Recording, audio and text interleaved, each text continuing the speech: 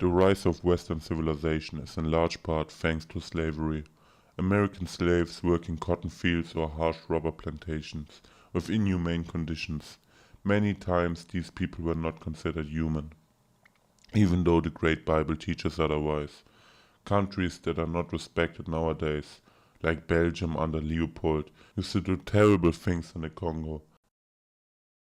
Let me ask you a question. Who do you think abolished slavery? The biggest voice in the fight against slavery was the Declaration of the Rights of Man and of the Citizens, which was a declaration. It came into existence in the summer of 1798, born of an idea of the Constitutional Assembly, which was formed by the Assembly of the State General to draft a new constitution, and proceeded with a declaration of principle. First thing it said was, men are born and remain free and equal in rights.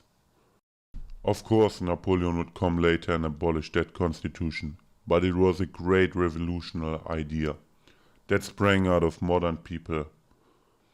Even though it's not legally binding, the declaration has been incorporated or influenced in most national constitutions since 1948.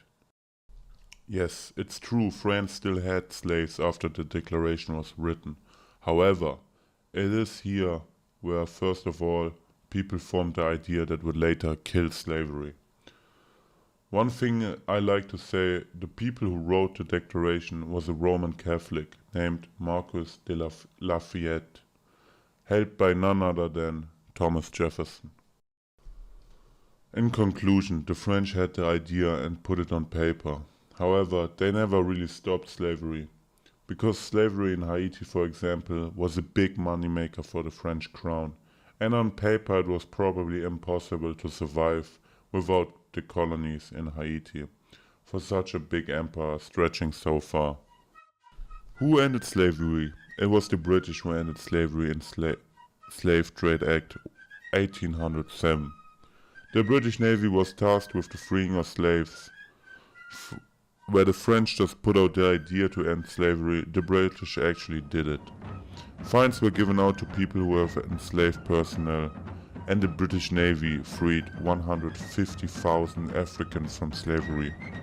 Slavery was yet not abolished. There were still countries that had slaves, like for example the USA, but the greater powers agreed slavery was to be abolished.